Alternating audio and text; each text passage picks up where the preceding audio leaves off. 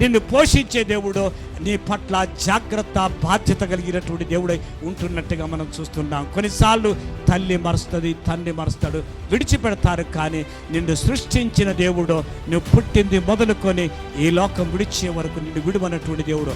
అందుకే యెషయా గ్రంథం 54:10 ఏమంటే, పర్వతములు తలిగిపోయినా, మెట్టలు తత్తరిల్లినా, నా కృప నిన్ను విడిచిపోదో, నీతో నేను చేసిన సమాధాన సంబంధమైన నిబంధన తొలగిపోదని నీ ఎడల జాలిపడి యెహోవా సెలవిస్తున్నాడు. నీతో ఒక నిబంధన చేసిండు. ఏంటంటే సమాధాన సంబంధమైన నిబంధన.